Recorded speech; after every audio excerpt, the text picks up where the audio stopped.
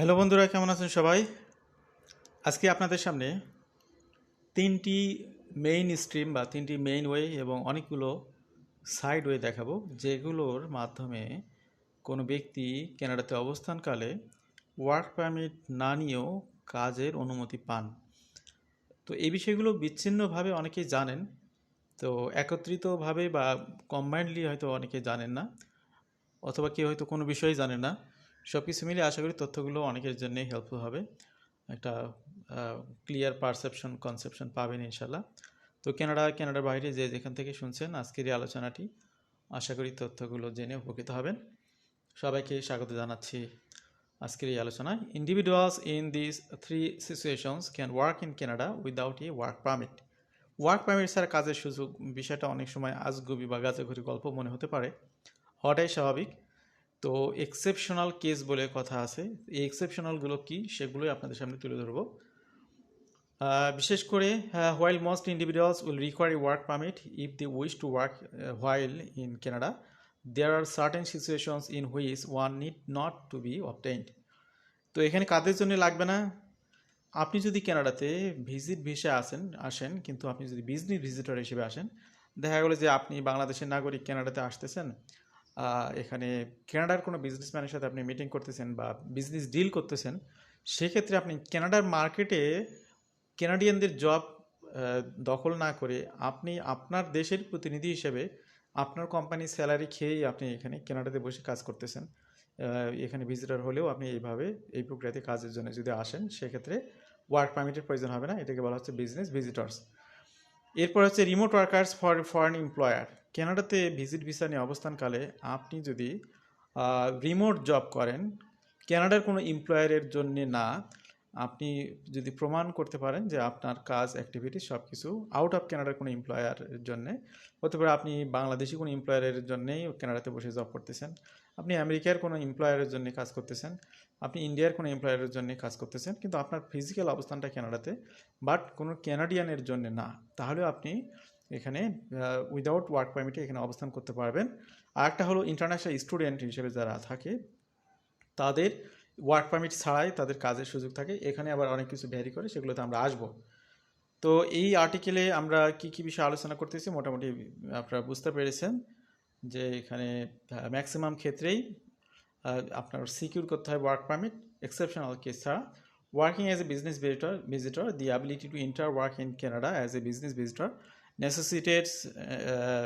necessitated that you do not enter the Canadian labor market upon being granted entry. This is satisfied in three ways. এখানে business ভিজিটররা তিনটি কাজ করতে পারেন তিনভাবে।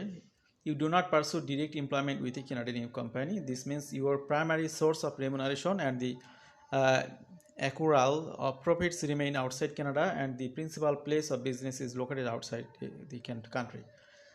এরপর second যে issue, the business activity is international in scope. Some example of this include pursuing goods for a foreign company or receiving training from a Canadian parent or subsidiary of a foreign company. Third option সেটা হলো যে the activities are not competitive in the Canadian market place. এখানে this means no engagement with general public in a way that competes with Canadian workers. The work done by business visitor cannot be work that Canadian citizen and permanent resident could have initially been considered to perform. Common activities that qualify one of business visitor are typically non-competitive in this sense and include attending business meeting, trade conventions, exhibitions, purchasing Canadian goods and service, and attending board of director meeting. তো আশা করি বিষয়গুলো আপনাদের সামনে clear যে কোন কোন পারপাসে এখানে আপনারা করতে পারবেন, কোন কোন পারপাসে আপনারা করতে পারবেন না, সেই বিষয়গুলো বিজনেস ভিজিটর হিসেবে এসে আপনি কানাডার স্বার্থ বিঘ্নিত না করলেই হলো, এটাই হলো মোদ্দা কথা। How long are you permitted to stay as a business visitor? আপনার 6 মাস পর্যন্ত এখানে থাকতে পারবেন। দি onus is entirely on the applicant to prove they qualify. Inter is never granted. Business visitor should carry the following when arriving the border.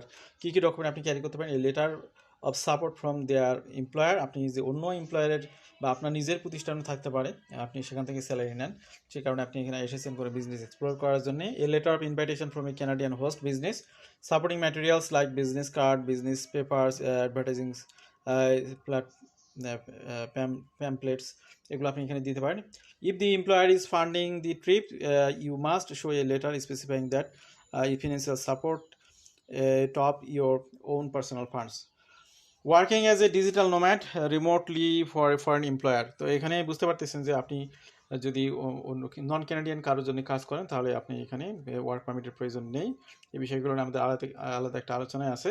এখানে কি কি মাধ্যমে আপনি প্রমাণ করবেন যে আপনি ক্যানাডিয়ানদের জন্য কাজ করতেছেন না নন ক্যানাডিয়ানদের জন্য করতেছেন, সেক্ষেত্রে আপনি non Canadian employment confirmation letter or contact from non-Canadian employer এটা দিতে পারেন। Pay slip or compensation record issued by foreign employer, contract service agreement, sales record, invoice for foreign clients, documentation confirming registration of business outside Canada, foreign tax filing or income tax records, bank statement showing income received from outside Canada.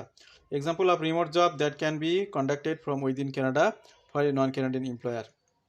Working as an international student with authorisation, student হিসেবে যারা কানাডাতে আসতেছেন তারা যেটা করতে পারেন সেটা হলো যে তাদের অফ ক্যাম্পাস অন ক্যাম্পাস জবের কিন্তু দুইটা সুযোগ আলাদা। অন ক্যাম্পাস তার ক্যাম্পাসে কিন্তু আনলিমিটেড টাইম সে কাজ করতে পারে, এছাড়াও তার যদি সাপ্তাহিক কোনো বন্ধ থাকে সেই সময় সে আনলিমিটেড কাজ করতে পারে, এরপরে তার যে 4 মাস ভ্যাকেশন থাকে সেই সময় সে আনলিমিটেড কাজ করতে পারে।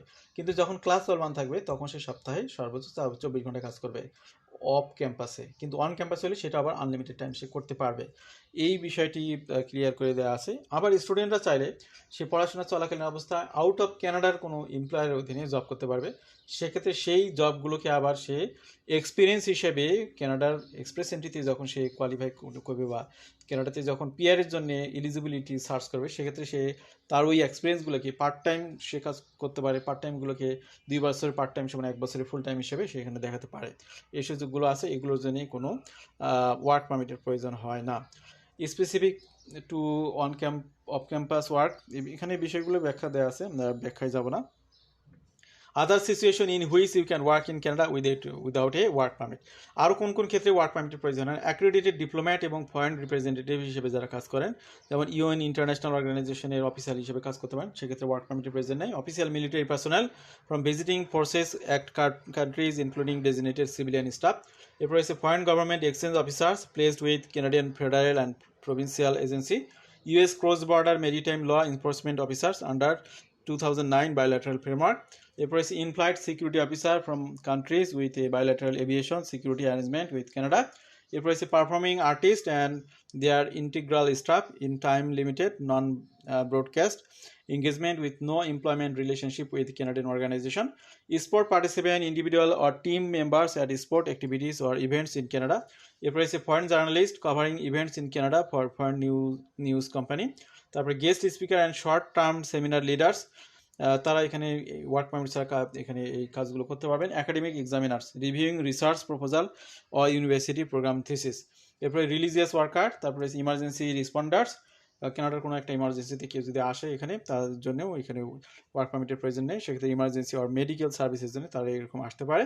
Expired work permit holders with a pending renewal who continue to comply with their original permit conditions, দেখা গেলো যে একজন আবেদন করেছেন নতুন ওয়ার্ক পারমিটের কিন্তু পুরান ওয়ার্ক পারমিটটা শেষ হয়ে গেছে, ইন দ্য মিন টাইম সে এখানে থাকতে পারে।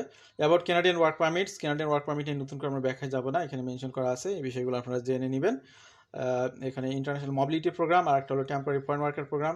টেম্পোরারি ফরেন ওয়ার্কার প্রোগ্রামে আউট অফ কানাডা থেকে যারা আসবেন তাদের অবশ্যই ওয়ার্ক পারমিটের প্রয়োজন হয়। ইন্টারন্যাশনাল মোবিলিটি প্রোগ্রামে এখানে বিশেষ সুযোগ দেওয়া হয়, যেমন হচ্ছে স্পাউজাল ওপেন ওয়ার্ক পারমিট, স্টুডেন্টের সাথে যারা আসেন হাজবেন্ড হিসেবে তাদেরকে এই ধরনের সুযোগগুলো দেওয়া হয়। তো আজকের আলোচনা আমরা শেষ করব, আশা করি তথ্যগুলো অনেকের জন্য কাজে আসবে। ভালো থাকবেন সবাই, আল্লাহ হাফিজ, সালামু আলাইকুম।